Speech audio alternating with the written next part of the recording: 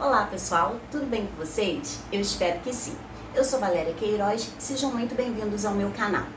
Bom, pelo título do vídeo, vocês puderam ver que hoje eu vou trazer para vocês um resumão sobre o livro de Gênesis, partindo da ideia de que nós estamos lendo a Bíblia toda em um ano, certo, pessoal? Eu lancei esse desafio para vocês. Vocês estão vindo comigo?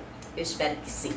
Bom, se você já gosta desse tipo de vídeo, se você curtiu o desafio, se você acha que vai chegar lá no final do ano com a Bíblia todinha lida, já deixa o seu like aí, comenta muito aqui embaixo. Se você caiu de paraquedas por aqui, já se inscreva no canal, ative o sininho para não perder nenhum vídeo, ok?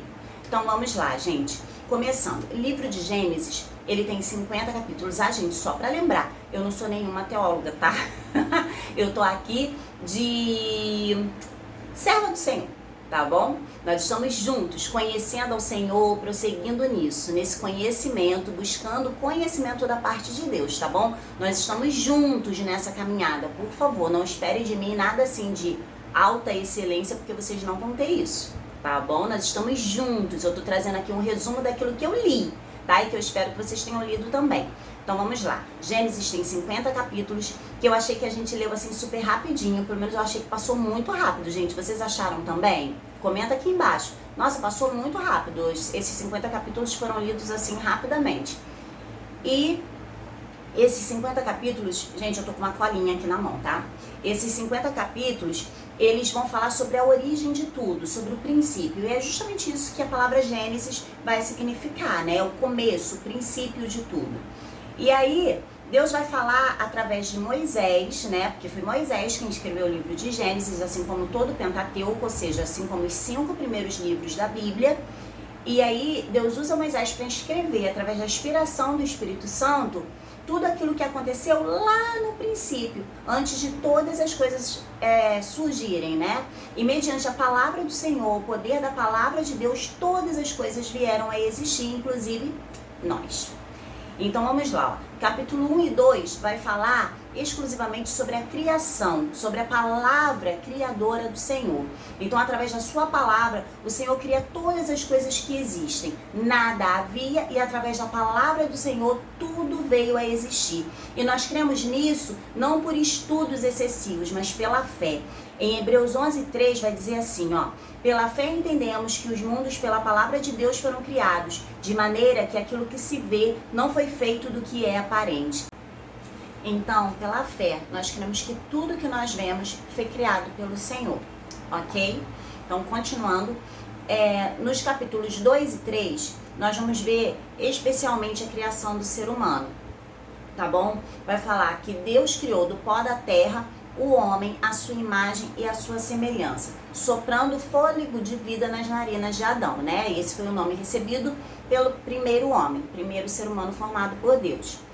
Então, Deus coloca o ser humano naquele lindo jardim criado, né? O famoso jardim do Éden, e coloca ali todos os outros seres viventes e dá a Adão a função de nomear cada um dos animais, né? E Deus também diz a Adão que ele poderia comer de todas as árvores que haviam no jardim, todas as árvores frutíferas, sementes, tudo que havia ali em termos de vegetais, Adão poderia comer. Nesse inteirinho, Deus cria Eva, né? A palavra do Senhor vai dizer que Deus coloca Adão sob um sono profundo e da sua costela ele faz a mulher. E dá essa mulher como auxiliadora, como a amada de Adão, né? Tanto que Adão, ele exclama, né? Essa é osso dos meus ossos, será chamada Eva por ser a mãe de todos os viventes. Ele ficou muito, muito feliz com a criação de Eva. Fica a dica. E aí, Deus diz a Adão e Eva que eles poderiam se alimentar de todos os vegetais contidos ali no jardim.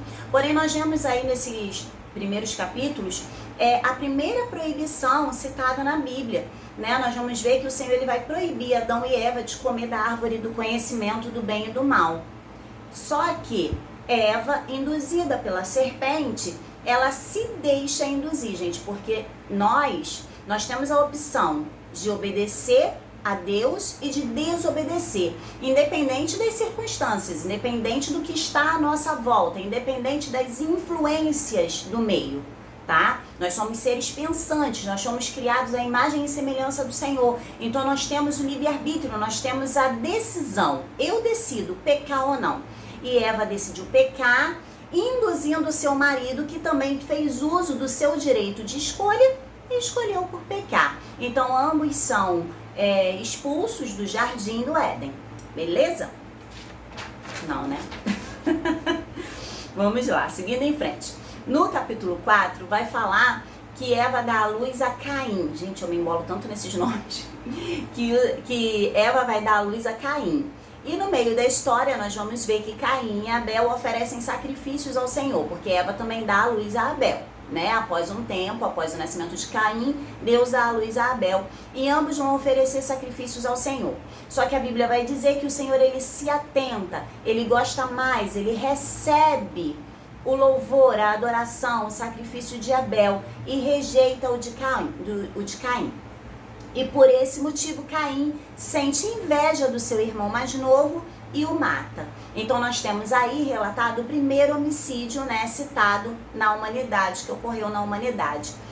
Passado algum tempo, Eva tem Sete, né? E aí toda a promessa do Senhor, da sua descendência, recai sobre Sete, já que Caim foi expulso, né, daquele relacionamento familiar e foi lançado errante sobre a terra.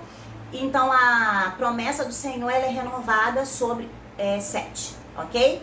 E também vai falar que Caim, ele sai errante, mas que ele conhece uma mulher, se casa com ela e a partir dali é formada uma nova civilização, ok?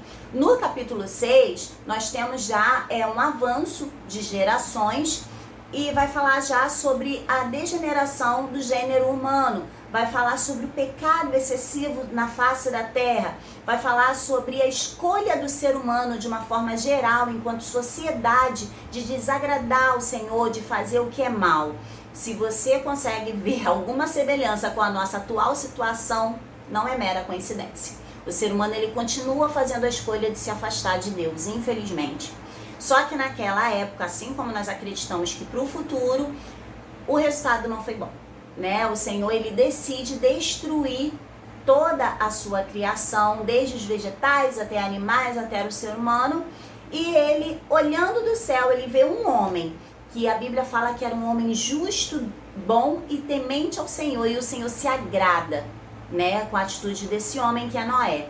E a partir de Noé, Deus decide repovoar a terra. É onde nós temos a história do dilúvio, que é uma história muito conhecida, né? Quem nunca ouviu falar sobre a arca de Noé? Que o Senhor manda que Noé construa uma arca de madeira e ali coloque exemplares, né? Na sua grande maioria, casais de animais dentro daquela arca, para que após o dilúvio, após a destruição geral, né, da criação, a terra tivesse como ser repovoada.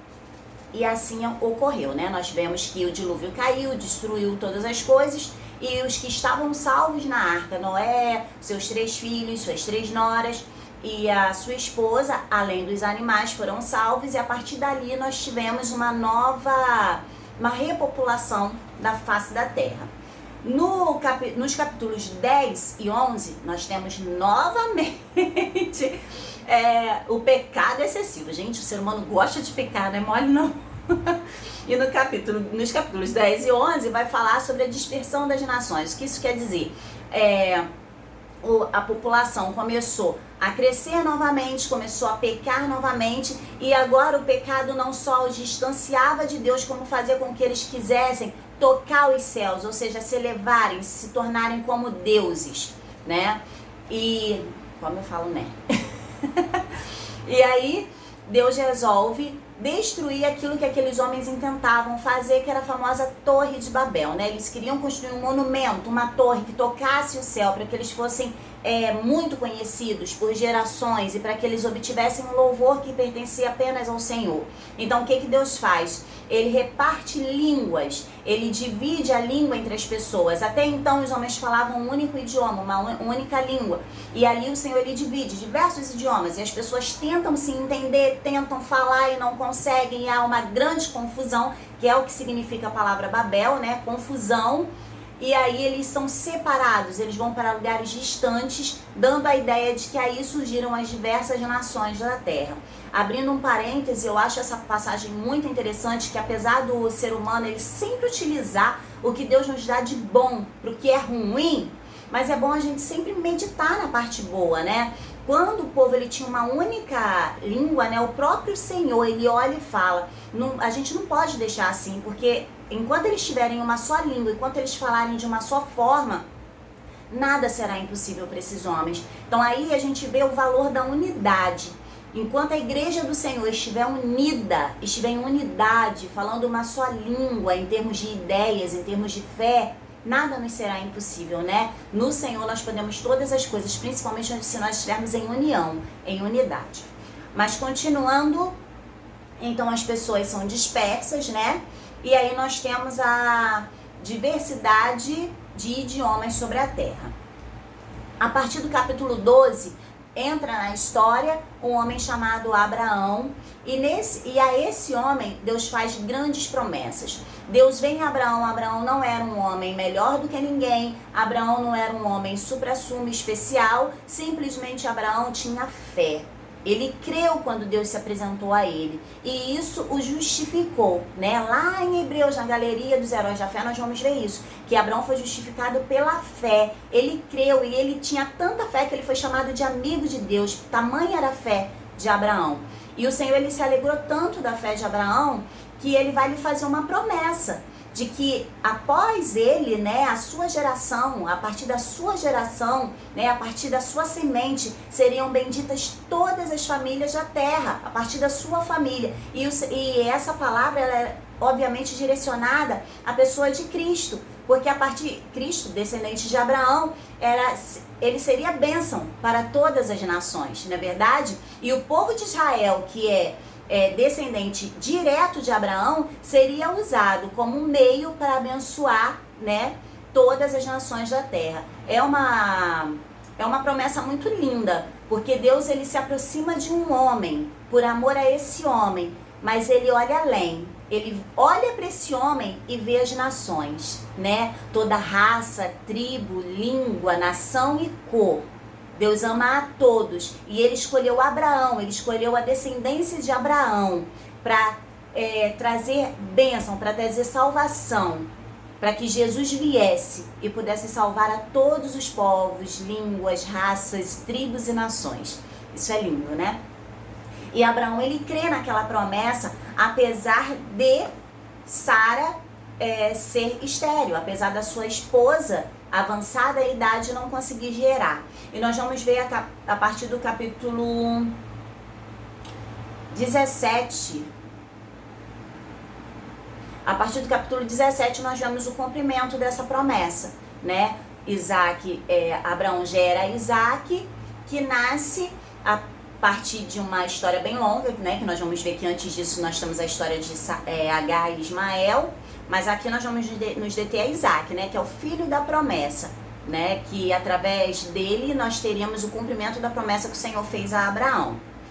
Isaac vai gerar 2 filhos, Jacó e Esaú.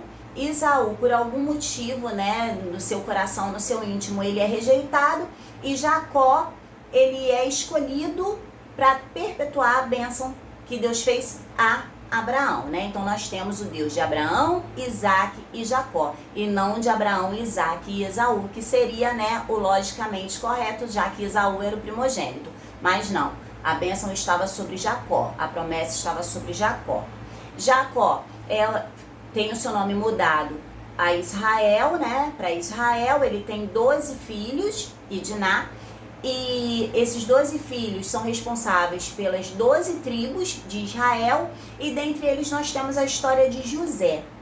E o livro de Gênesis, ele se encerra justamente aí, na história de José. José, após uma grande fome, né, na terra, ou melhor, gente, antes disso, José é rejeitado pelos seus irmãos, é vendido para o Egito. Lá Deus o honra a fé de José, ele é elevado a governador do Egito. Vem uma grande fome e toda a sua família vai para o Egito. Mas o Senhor promete que a descendência de Abraão, que está ali no Egito, cresceria, Deus daria uma grande semente, né, a Abraão, essa promessa foi feita lá atrás, e essa semente ela se multiplicaria ali no Egito, né, eles ficaram no Egito durante 430 anos, e só que Deus promete tirar o seu povo do Egito. Então é aí que a gente termina o livro de Gênesis. Eu não sei se vocês se lembram, mas eu falei que eu leria a Bíblia na ordem cronológica dos livros, ou seja, na ordem que os livros foram escritos. Então, teologicamente falando, eu teria que ter vindo de Gênesis e partido para Jó, porque segundo alguns teólogos, o livro de Jó teria vivido na época do livro de Gênesis. Então eu não teria que ter pulado para Êxodo, mas gente, eu fui tão empolgada na leitura que quando eu fui ver eu já estava no meio de Êxodo. E aí passou Jó. Então provavelmente eu vou ler o Pentateuco e depois eu leio Jó. Beleza? Então, gente, eu espero que vocês tenham gostado desse resumão, tá? Que esse resumão tenha ajudado você a refrescar, assim, a sua mente, se você tinha alguma dúvida. Se você ainda tiver alguma dúvida, coloca aqui embaixo, porque aí eu tento, gente. Eu não sei muita coisa não, mas a gente tem pastores, né? que nos ajudam. Então, qualquer coisa eu respondo as dúvidas de vocês aqui embaixo, tá? E assim, eu espero que tenha abençoado a sua vida e que você continue firme. Como eu falei, a gente já terminou Gênesis há algum tempo, tá? Eu já estou entrando em Levítico agora. O vídeo está um pouquinho atrasado, né? Mas eu prometo fazer. Daqui a pouco eu faço de Êxodo para vocês também. Tá bom? Então assim, vamos junto, vamos continuar. Se você gostou desse vídeo, deixa o seu like, compartilhe para aquele seu amiguinho que não gosta muito de escola dominical, quem sabe, né, ele se sente estimulado a aprender mais da palavra e começa a frequentar a EBD. Então compartilhe o vídeo, comenta muito aqui embaixo, comenta o que vocês acharam, não só do vídeo, mas da leitura de Gênesis em si, tá bom? E eu vou ficar aguardando vocês aqui no canal até o próximo vídeo, beleza? Então até lá, um beijo, tchau!